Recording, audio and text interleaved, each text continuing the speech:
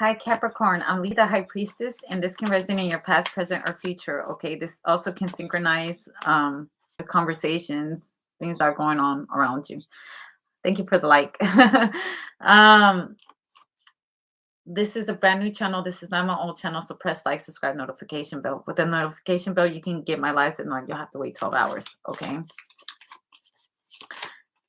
Okay, so the first card is the Nine of Cups. Okay, the Sun card. Okay, someone's like, I'm so happy to see you. Okay, someone is going to greet you. Okay, someone's like, oh my gosh, thank you so much. Oh, I knew it was you, Michelle. Thank you so much. That's Thank you for the greetings. Okay, doesn't that look like me right now?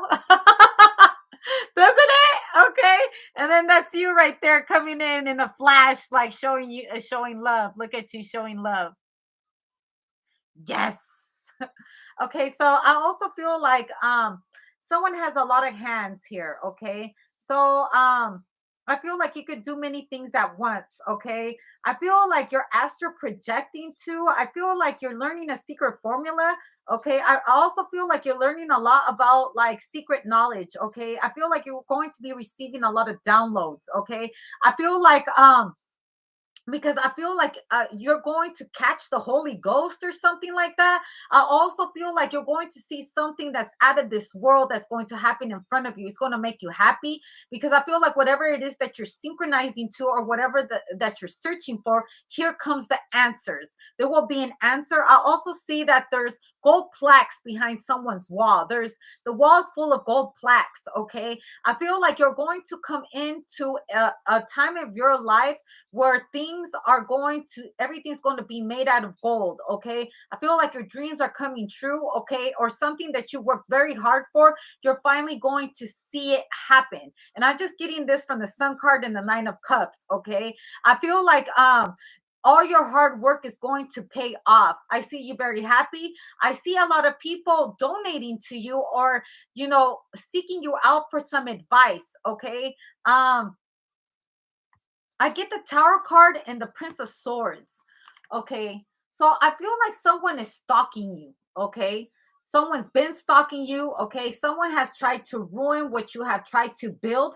They could have even have done it. Okay. They could have succeeded to ruining something. But I feel like they really didn't. That needed to fall down in order for you to pick yourself up and start your empire all over. Okay, because I feel like someone in the background is trying to see what it is that you do so they can ruin your happiness, so they can go and rain on your parade. Someone's also very pissed off that you keep on succeeding. Like they're trying to ruin what you have accomplished. Seeing you happy is a no-no. The Chariot card and the Devil, like they're coming in to attack you. I'm sorry, the Three of Swords. This is a very disgusting energy right here. But I feel with the Ten of Wands, okay, because the bottom half is all this dark stuff. I feel like you went through an episode of really dark, dark time. Like I feel like you called yourself out of hell to get where you're at. And you be damned if anybody takes you back there. Again, you be damned if anybody takes you back at a place that you crawled yourself out of. And it's been a long time coming. Okay. I feel like they try to kill your spirit. They have tried, if not even physically kill you, but they didn't succeed. I feel like at the right times of your life, certain things have came to you like I don't know if it was a dream or if it was like certain things that you added up together around your surroundings. Like, have you ever like been walking by, okay, and something has been heavy on your mind and you're like, God, just give me a sign, and then something on TV comes on and you're like, and it's literally telling you what to do, okay, and you're like, oh my gosh, yes. Okay, if this hasn't happened in the past, and if you're going through this dark stage, I feel like God, your guides are going to give you some kind of affirmation about what to go and how to move about your situation, because this can't last for too long, because the death card comes out. And also, I feel like if someone's trying to do dark magic on you, like I feel like, I don't know, this is a very dark person right here. They had it coming. You ain't had nothing to do with it. Because people's karma, everything that you put out into the world, it comes back to you 10 times fold. With the 10 of wands and the death card, trying to make your life impossible. I feel like someone was so focused on you that they stopped paying attention to what was going around them. Because there's people that have enemies, right? They're so focused on their enemies and they forget they got enemies on their back too. They be so focused on that one person and they don't even see that they're already, there's someone behind them plotting on them for the things they could have done to them in the past. I feel like you completely walked away from something. You completely avoided the tower moment.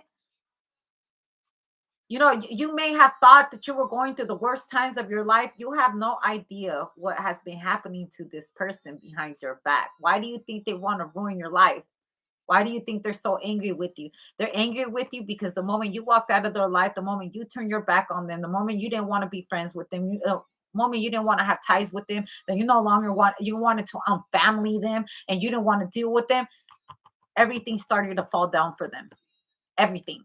Their life started to fall apart. Someone is growing bitter, and instead of being accountable for what they did, they're blaming it on you. Now, I'll constantly say this on the next sign. We have our lower and higher vibrational people. I pray this isn't you doing this to someone. Because if this is what you're doing to someone, you're doing black magic on them, you're wishing them death, you're making their life impossible. Just understand that everything you put out into the world will come back to you. There is no need to hate anybody that much. Also, I see a different scenario. I see someone playing off like they're living a very good life, but they're not showing you the chaos that they're doing.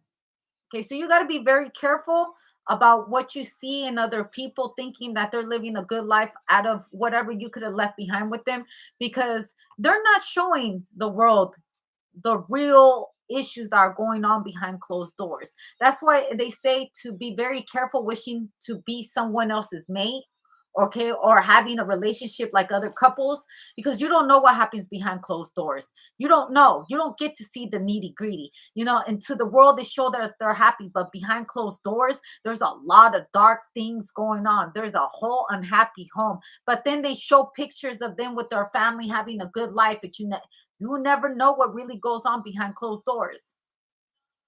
The Two of Wands. The Two of Wands, the Nine of Swords, and the Four of Pentacles. I feel like someone's only in a relationship with somebody for money. Okay. It's strictly money. I feel like it's a headache to be with them. If this is an ex that you left behind, it's strictly about money. They don't have a choice. They can't leave this person now they're stuck with them. Because I feel like if someone could have cheated on you, okay, or cheated, I feel like they cheated themselves out of pure happiness, pure joy. They had a good life with you. They had everything they needed, but no, they needed a little bit of extra things going on in their life. So they went out and got it. And then you found out about it and you left them. And you were going through a dark time where you're like, I can't believe they would do this to me. It's very hard for any woman, any man, when they have put all their effort into a relationship, right? And then they come to find out, because every relationship has ups and downs or whatever. There's some things you can't forgive, and there's some things that you just can't look past. Okay. There's people that are in polygamous relationships. They like living like this. But when it comes down to respect, or it comes down with money, stealing money, frauding people, beating on them, abusing, that's a whole different ballgame than cheating, right? There's people that don't cheat, but they will beat you every single day. There's people that won't cheat, but they will belittle you every single day. There's people that won't cheat, but they're touching your kids. There's people that won't cheat, but they're just using you for money. They're living off of your shine. That's what I'm telling you. You got to be careful wanting somebody else's life because you never know. And also, someone might be saying that to you, like, oh my gosh, I wish I had a relationship like yours. And if you had to deal this kind of stuff and you're just thinking in your head, you have no fucking idea. Like what I have to go through to keep this facade up of me smiling and acting like we're all good when I'm dying inside.